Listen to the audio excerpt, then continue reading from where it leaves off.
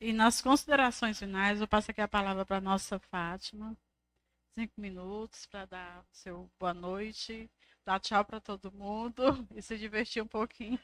Tá bom, vou tentar ser rápida, gente, mas eu vou pedir licença mesmo, gente. Eu tenho uma dificuldade enorme de falar sentada. Como eu fui professora há muitos anos, eu só consigo falar ficando em pé. Quando eu fico sentada, é o travo que faz gosto. Eu vou pedir licença aqui para falar em pé. Primeira coisa que eu queria dizer para a Verinha, a Vera Level, né, é que a Michelle Bachelet, ela tem uma frase que é muito emblemática disso que você falou, de como você aprendeu a política. Que ela diz: quando uma mulher entra na política, muda a mulher. Quando muitas mulheres entram na política, muda a política. Porque nós temos um jeito diferente de ver o mundo. Mas quando eu entro sozinha, quando eu não venho com as minhas companheiras, eu tendo a aderir àquilo que é majoritário para sobreviver. Não é por outro motivo, não é para sobreviver. Se eu não estiver aqui descendo o cacete com os meninos, eles não vão me respeitar. E aí eu tenho que me submeter ao modo masculino e machista de fazer a política. Então é assim que a Verinha aprendeu. E muitas de nós, que somos militantes jurássicas, né, muitas de nós jurássicas, aprendemos. Porque éramos muito poucas na luta. Não é verdade? Éramos muito poucas na luta. Então a gente acabou tendo que ser essa coisa dura e romper com aquilo que a gente mais defende, que é a sensibilidade da mulher. E aí, minha filha, só muita gente, muita mulher junta para enfrentar isso. Mas eu queria usar esse meu tempo para dizer duas coisas que eu considero que são importantes e que acabei ficando. Eu disse para vocês, eu fico sentada, eu não consigo falar, eu travo. Sabe, a gente não é professor, não tem maneira de falar em pé, né? Eu dou aula correndo lá todo tempo, para poder olhar os meninos. Mas veja só, nós não somos uma única mulher. E esse é outro debate que nós temos que desenvolver. Nós somos diversas mulheres. Nós somos jovens, nós somos idosas como eu, nós somos brancas e pretas, e a desigualdade de gênero entre as mulheres pretas é muito mais grave, seja na violência de gênero, seja na violência física, seja na violência de trabalho, que as mulheres ganham menos. Então, nós somos mulheres jovens, mulheres idosas, mulheres pretas, mulheres brancas, ciganas, quilombolas, LBTs, tá? Trans. Nós somos diversas mulheres. E é preciso que a gente tenha também essa consciência que as nossas pautas, elas também são diferentes. Quando eu falo da luta das mulheres pretas, é diferente da luta das mulheres brancas, porque elas ganham muito menos do que as mulheres brancas. Quando eu falo das lutas das mulheres PCDs, é diferente das lutas das mulheres que não têm deficiência. Vou contar para vocês um caso, eu vou tentar não estourar o tempo, mas eu acho esse caso muito emblemático, porque Valéria trabalha nessa pauta. E eu ouvi uma coisa que eu não sabia de uma reunião com umas companheiras cadeirantes, que a gente faz toda a campanha do Outubro Rosa, mas as mulheres cadeirantes não têm acesso ao mamógrafo, porque ele é alto. Não tem todos, você sabe disso. O mamógrafo é alto, elas não conseguem fazer o exame da mama, porque a cadeira não alcança. E aí a gente faz toda a discussão do Outubro Rosa e as mulheres PCDs cadeirantes não têm acesso ao mamógrafo. Então, nós somos diferentes mulheres e temos que pensar que precisamos ter diferentes políticas para que possamos atender a diversidade de mulheres. E a última coisa que eu queria dizer para vocês é que, assim, o mundo do trabalho, ele não foi feito para nós. E é preciso que a gente tenha essa consciência. O mundo do trabalho foi feito pelos homens sob a ótica dos homens. E tem uma diferença brutal, que é muito injusta com as mulheres. A gente, para estar no trabalho às 8 da manhã, para bater o ponto, a gente acorda às 4. Porque a gente tem que deixar o café, o almoço pronto, às vezes até o jantar, dependendo da hora. A gente tem que deixar o menino no colégio. a gente tem que passar farda. Então, esse mundo do trabalho, ele é pensado para os homens. O cabo acorda às 7 horas, ele chega às 8. Se eu não acordar às 4, eu não chego às 8, eu perco meu ponto. Então, nós precisamos pensar na política sindical de reivindicação, o recorte de gênero. Eu quero fazer a discussão com os companheiros e companheiras, como é que a gente pensa as nossas reivindicações sob esse recorte de gênero. Se a gente não incorporar a questão do recorte de gênero nas políticas, a gente nunca vai atingir a igualdade que a gente falou aqui no primeiro momento. Por isso que essa questão eu disse para vocês, rapidamente, na Carol, olha, essa discussão é uma discussão bem mais profunda e precisa de muito tempo, sim, Pádua. Porque são muitos aspectos que precisam ser abordados. A política de mulheres, ela é transversal. Ela interessa a Secretaria LBT, ela interessa a Secretaria de Mulher, a Secretaria de Saúde, a Secretaria de Combate ao Racismo. Todas as áreas do sindicato, as políticas que o sindicato defende, sejam as corporativas, sejam as pautas sociais, elas têm que ser pensadas sob o recorte de gênero para que a gente possa avançar. Então, companheiros, eu queria finalizar, não sei se eu já estourei, acabei de ver ali, mas estourei pouquinho, né? Queria finalizar fazendo esse destaque com vocês, que passem a pensar o mundo do trabalho como um mundo que não é feito para as mulheres e que, portanto, as mudanças que nós pedimos no mundo do trabalho, elas têm que ter recorte de gênero. Para finalizar mesmo, eu estou fazendo muita discussão, vocês sabem que nós estamos num mundo muito novo do trabalho, e eu estou aqui entre trabalhadores do serviço público formais. Mas eu estou conversando muito, eu também sou secretária, nesse momento, de mulheres da Prefeitura de Fortaleza, e eu estou conversando com as motoristas de aplicativo. Porque vocês sabem que essa uberização, vocês devem ter essa pauta como movimento sindical, e eu conversando com tem vários agrupamentos de motoristas de aplicativo, e elas me disseram duas coisas que me chamaram muita atenção. A primeira é que elas não podem aderir a um negócio chamado Uber delas, porque se elas aderirem ao Uber delas, que elas podem escolher o passageiro que elas vão pegar, se elas podem pegar só mulheres por uma questão de segurança, o volume de chamadas delas pelo Uber diminui muito e, portanto, a renda cai muito. Elas passam a ser muito menos acionadas. Então, elas são obrigadas a pegar os homens, porque se elas optarem por mulheres, a Uber tem um algoritmo que, quando ela estabelece filtro, ela recebe menos pedidos e aí elas não podem fazer essa opção em função da segurança. E a segunda coisa que eu fiquei muito impressionada é que a maioria das mulheres da periferia prefere pegar Ubermoto, porque é mais seguro para as mulheres andar de Ubermoto do que de carro. Porque no carro, o cara consegue trancar o carro e ela não consegue sair do carro. Na moto, se ele assediar, ela consegue pular e sair. Então, vejam como esse mundo da violência é complexo para as mulheres. Vejam como essa discussão da igualdade de gênero é complexa. Por isso que são muitos aspectos e nós precisamos ter muitos debates para que a gente possa aprofundar cada um desses aspectos e a gente pensar como é que a gente de fato avança para uma sociedade menos desigual. Muito obrigada mais uma vez pelo convite. Parabéns a todos vocês que organizaram esse encontro. Eu estou passando agora para a nossa Valéria, para as considerações da palavra. Boa noite mais uma vez, pessoal.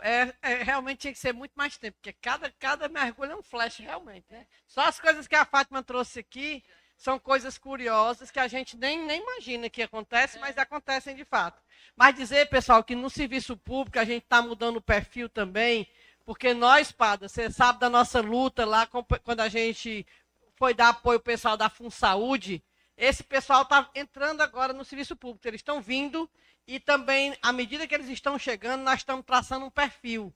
O perfil que esse pessoal está chegando agora, a gente está pedindo 3 coisas, que observe o caráter do machismo, do racismo e da LGBTfobia nas nossas entrevistas, pelo menos na saúde tem sido assim. Na hora das entrevistas, essas coisas são observadas.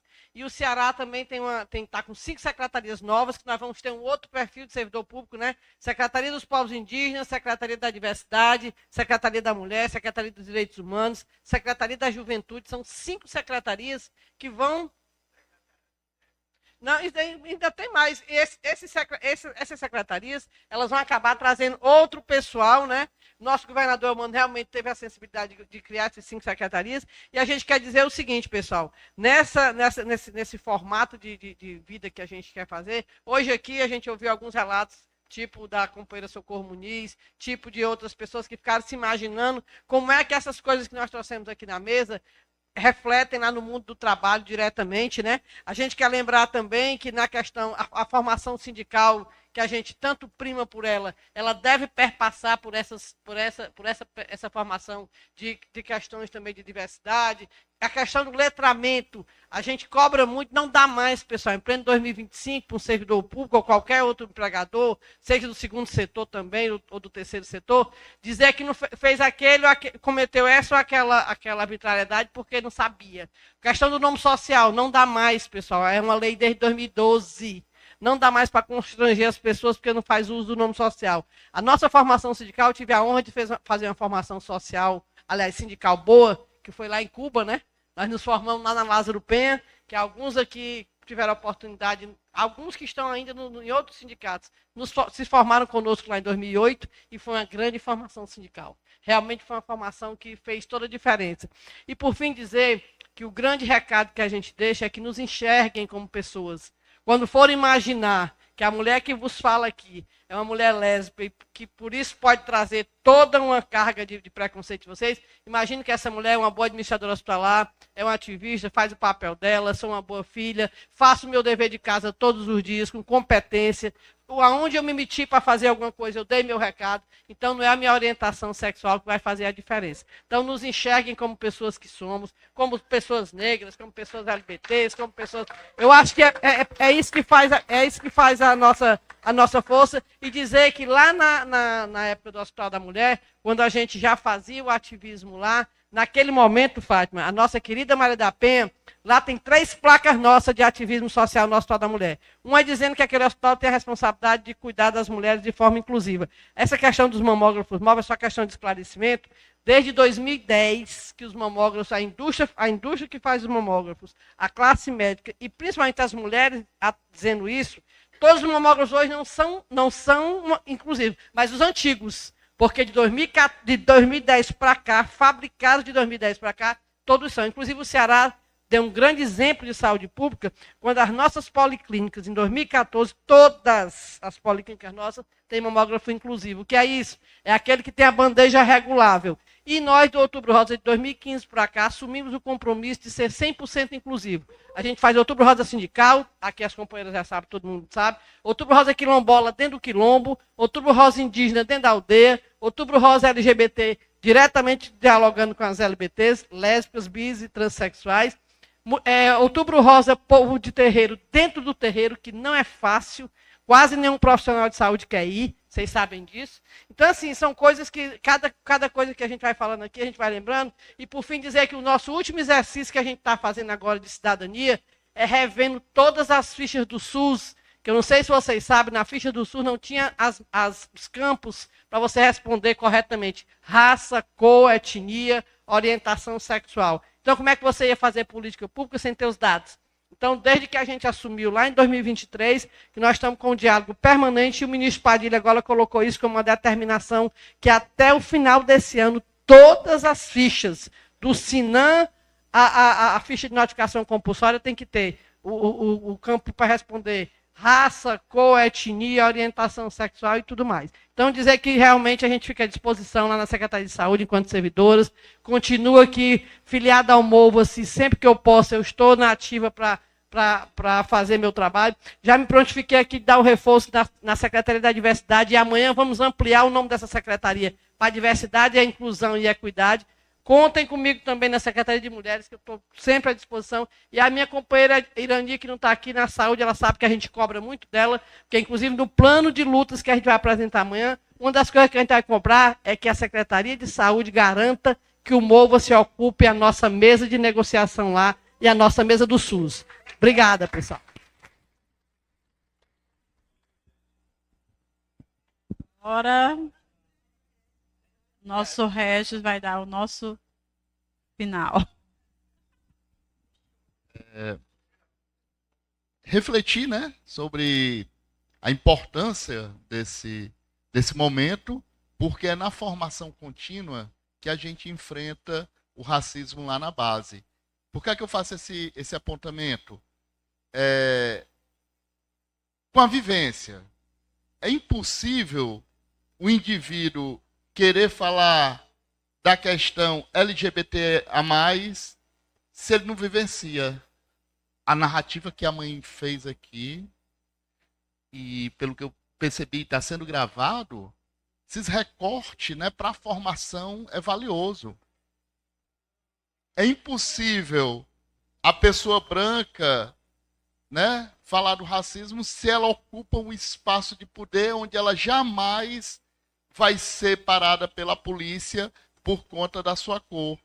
Por isso, nós, servidores públicos, precisamos ter esse compromisso, desse olhar, um olhar antirracista. Itapipoca, recente, no último concurso, que foi receber, né, os novos servidores e servidoras, a psicóloga que foi se apresentar para deixar a documentação dela, e ela disse um momento importante, né? Levou o companheiro, familiares, e na hora do servidor municipal pegar a documentação, ele foi se preocupar em perguntar, né, que tinha que assinar a ficha, serviços gerais, né? Ela diz, por que eu estou fazendo essa narrativa? Porque no final do ano passado, a gente fez todas as formações dos CRAs. E ela fez essa narrativa em uma das formações. Psicóloga negra, né, que na hora de deixar a documentação, por isso que nós temos que ter esse cuidado. Por que não esperou a companheira assinar, que ele ia perceber que ela, como mulher negra, ela pode sim ser uma psicóloga? Na questão da saúde, nós temos também o entendimento que na sexta-feira, e eu citei aqui na minha fala que eu não tenho religião definida, mas os companheiros e companheiras que são de religiões de matriz africana, eles têm o ritual deles e delas, na sexta-feira está com a sua vestimenta branca.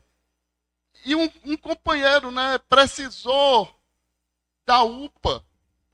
E o camarada que foi atender, chegou um macumbeiro, vai, corre tu, que eu não... isso aí, a minha religião... Compreende que profissional é esse que escolhe quem quer atender? Que escolhe quem que quer atender? Então, falta de formação, e o que o MOVA-se está fazendo aqui é importante, porque a formação, ela transforma. Ela pode até ser um momento chato, cansativo, mas em algum momento, como a companheira fez aqui o relato dela, um momento importante, porque faz com que a gente busque ter esse entendimento que as diversas formas de preconceito estão na estrutura do país. E o racismo, ele não tem um comprimido que eu vá tomar, né, antes de sair de casa, para chegar no meu ambiente de trabalho e não sofrer racismo.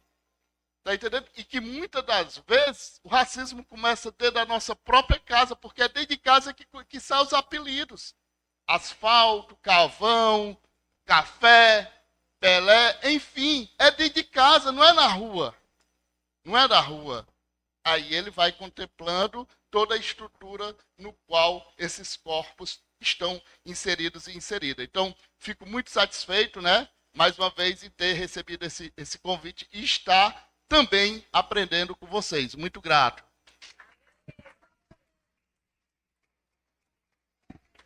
Eu que diga que eu peço que você venha mais vezes. Sempre. Vamos tirar uma foto aqui na frente, tá? Oi. E finalizar agradecendo, né, Fátima, Valéria e Regis, né, pela profunda, pela valorosa contribuição aqui na nossa mesa do nosso sindicato, tá? Vamos lá.